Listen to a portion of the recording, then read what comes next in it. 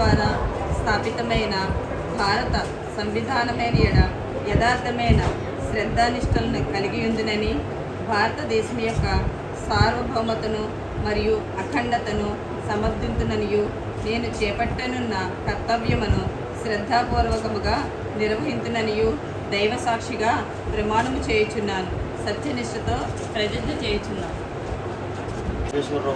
నేను municipal council యొక్క vice chairperson అయినందున శాసనం ద్వారా స్థాపితమైన భారత సంవిధానమైన యథార్థమైన సత్యనిష్టను కలిగి ఉందిననియు, భారతదేశం యొక్క సార్వభౌమతను మరియు అఖండతను సమర్థించుననియు, నేను చేపట్టనున్న కర్తవ్యమును శ్రద్ధాపూర్వకంగా నిర్వహించుననియు దైవ సాక్షిగా ప్రమాణం చేయుచున్నాను.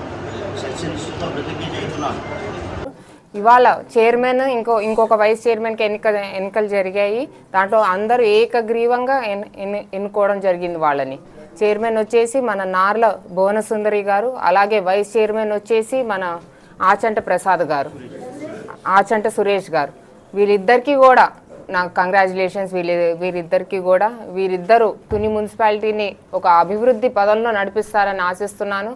నేను ఎక్స్ ఆఫీషియల్ మెంబర్గా ఎప్పుడైతే ప్రమాణం చేశానో అప్పుడు చెప్పాను మీ అందరికీ కూడా, తుని నియోజకవర్గం అనేది ఒక మోడల్ నియోజకవర్గంగా నేను తీసుకెళ్లాలనుకుంటున్నాను. దానికి నా ప్రొసీజర్స్ కూడా ఆల్రెడీ స్టార్ట్ అయ్యాయి. అది చూసి వీళ్ళందరూ కూడా, వీరితో పాటు 15 మంది కౌన్సిలర్లు కూడా ఇవాళ టీడీపీకి రావడం జరిగింది. వాళ్ళందరినీ కూడా స్వాగతిస్తున్నాను. ఏదైతే మోటివేషన్ తీసుకొని ఈ కూటమి ప్రభుత్వం చేసే అభివృద్ధి కార్యక్రమాలు కానీ, అలాగే సంక్షేమ పథకాలు కానీ, ఇవన్నీ చూసి వాళ్ళందరూ కూడా మోటివేట్ అయ్యి ఇవాళ దాదాపు 17 మంది కౌన్సిలర్లు మన దగ్గర రావడం జరిగింది టీడీపీకి. ఇది నేను విజయంగా కాదు, ఒక బాధ్యతగా భావిస్తున్నాను. మన తుని నియోజకవర్గాన్ని ఒక అభివృద్ధి పదంలో నడిపించాలి. ఇప్పుడే నేను వచ్చిన ఒక 10 నెలల నుంచి చూశారు, ఎమ్మెల్యే అయిన 10 నెలల నుంచి చూశారు మీరు. రాజా పార్క్ కాంపౌండ్ వాల్ కానీ, దాని రాజా పార్క్ మోడర్నైజేషన్ కానీ, అలాగే ఉప్పర్గూడెంలో రోడ్స్ కానీ, అలాగే రామకృష్ణానగర్లో రోడ్స్ కానీ, ఇవన్నీ కూడా అవుతున్నాయి. రోడ్స్ అన్ని కూడా బిల్డప్ అవుతున్నాయి. శానిటేషన్ కూడా తప్పకుండా మెరుగుపరుస్తాం. ఇప్పుడు కొత్త హయాం వచ్చింది కాబట్టి చైర్మన్ గారి ఆధ్వర్యంలో శానిటేషన్ కూడా తప్పకుండా మేము మెరుగుపరుస్తాము.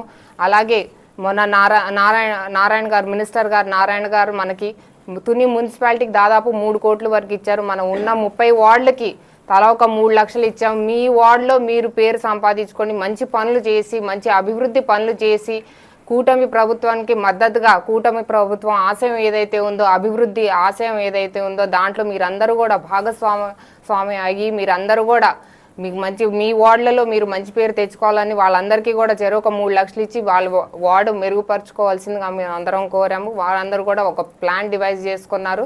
అది త్వరలోనే ఇంప్లిమెంటేషన్లో ఉంటుంది.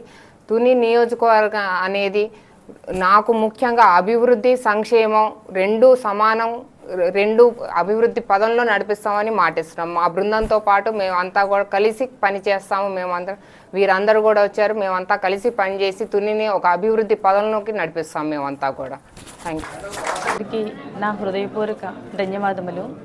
ఈరోజు ఈ మున్సిపల్ చైర్మన్గా తుని పురపాలక సంఘ కార్యనిర్వహణలో నన్ను భాగంగా ఉంచి నాకు ప్రజలకు సేవ చేసుకునే అదృష్టాన్ని గౌరవనీయులైన మాన్యశ్రీ శ్రీ యనమల రామకృష్ణ గారు మరియు మన తుని శాసనసభ్యురాలు, ప్రభుత్వ విప్ శ్రీమతి యనమల దివ్య గారి ఆశీస్సులతో, తర్వాత చాలా కూటమి సభ్యులు, కార్యకర్తలు, టీడీపీ కార్యకర్తలు వీరందరూ కృషి చేసి మాకు ఈ పదవిని వచ్చేటట్టుగా ఎంతో కృషి చేశారు. పదవి అనేది ఒక అలంకరణ కాదు, ఒక బాధ్యత అని మేడం గారు ఏమైతే చెప్పారో ఆ అన్ని పనుల్లోని నేను సహకరించి ప్రజలకు సేవ చేసుకునే అదృష్టాన్ని నాకు కల్పించినందుకు మీ అందరికీ పేరు పేరున ధన్యవాదాలు. ముఖ్యంగా చాలా రామకృష్ణ గారి ఆశీస్సులతో తుని నియోజకవర్గ శాసనసభ్యురాలైనటువంటి దివ్యా మేడం గారి ఆశీస్సులతో ఈరోజు తుని మున్సిపల్ వైస్ చైర్మన్గా నేను ఎన్నుకోవడం జరిగింది.